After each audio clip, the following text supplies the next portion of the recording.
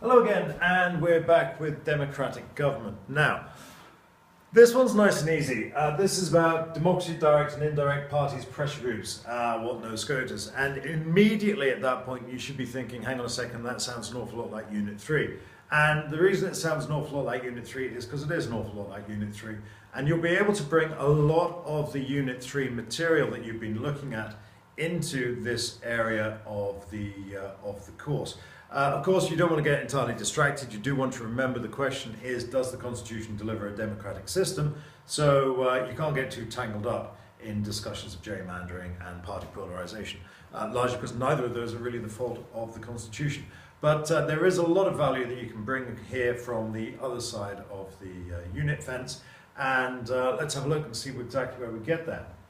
Now then, what does the Constitution tell us about democracy? Well, the Constitution absolutely adores democracy. So good, they used it twice. In fact, they used it at several levels. And this brings us back to the idea of federalism, that we've got multiple levels of democracy in the United States. That's the idea of fractal government, that your general structure of executive, legislative and judiciary is replicated at ever smaller levels as you move down through the American political pyramid.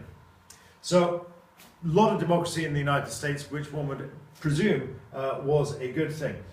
The other thing about democracy in the United States is that they are very keen to guard against the tyranny of the majority. Now, the tyranny of the majority is slightly different from the tyranny of government. That's where we're going in the next particular presentation. But the tyranny of the majority is the way in which a persistent majority can impose its will on a persistent minority by sheer weight of numbers through the democratic process, or by virtue of the fact that it's easier to crank out corkscrews that turn in one direction rather than corkscrews that turn in a number of directions. So tyranny of the majority, left-handed people suffer heinously through writing and corkscrews.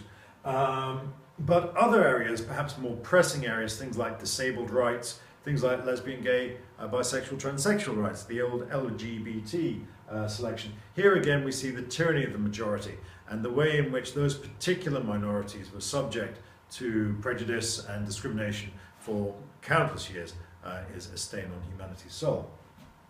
So how do you combat the fear of the tyranny of the majority? Well, you break up your democracy. And so we've got different electoral systems, schedules, and constituencies. And you will know from Unit 2 that there's not really two aspects of the American state that are elected in the same way.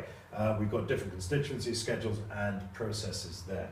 We also have in the United States indirect democracy, just to make sure that the masses don't get too big for their boots, the masses being asses, being the general principle here. We've got indirect democracy, at least we certainly did have indirect democracy in the way in which the Senate and the President initially were chosen.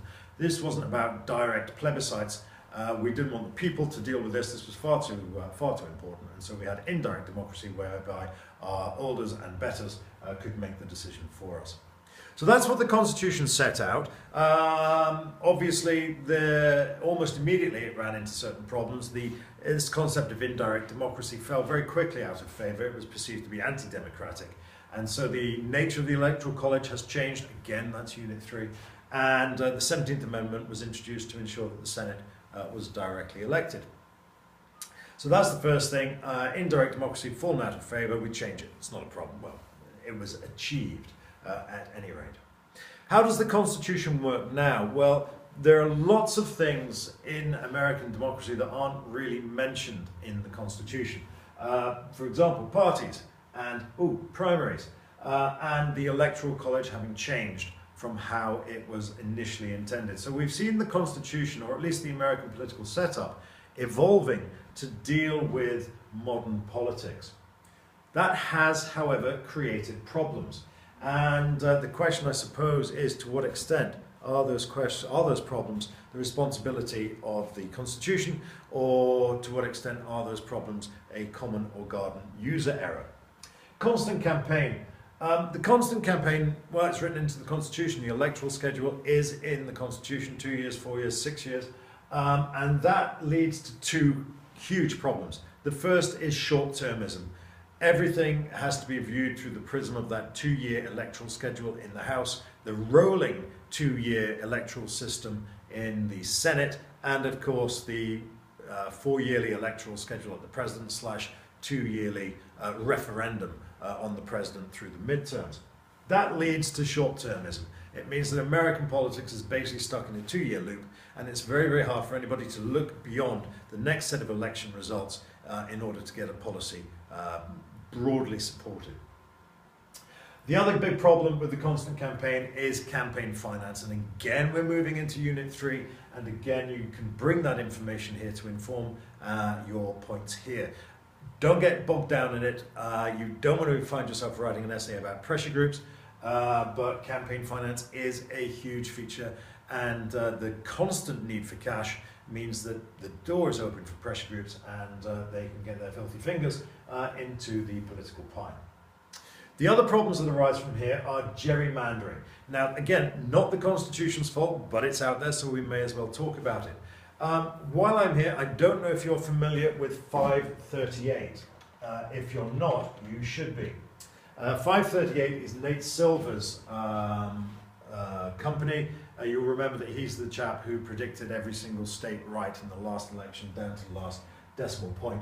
The point here, I don't know if you can see this, but it says in 1992 there were 103 members of the House elected from what might be called swing districts.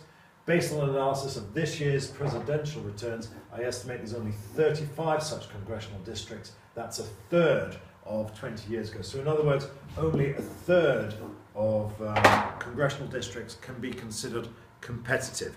Again, not the Constitution's fault, and remember that you can't gerrymander a state, but obviously this is undermining the country's democratic credentials. How can you be a democratic country if only a third of your congressional districts are winnable or changeable at any given time? Anyway, that's 538. They have a superb podcast. If you're not listening to the 538 podcast on a regular basis, you should be. And I'll include a link to that in the notes accompanying this particular presentation. So, constant campaign, gerrymandering, party polarization, that's a huge issue. Again, not the fault of the Constitution, and not somewhere where you want to get dragged in, but it does undermine the country's democratic credentials if you basically have extreme conservatives, extreme progressives, and nobody in the middle.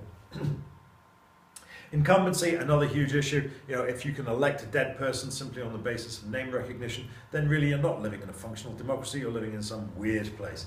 And America sometimes can look like a very, very weird place.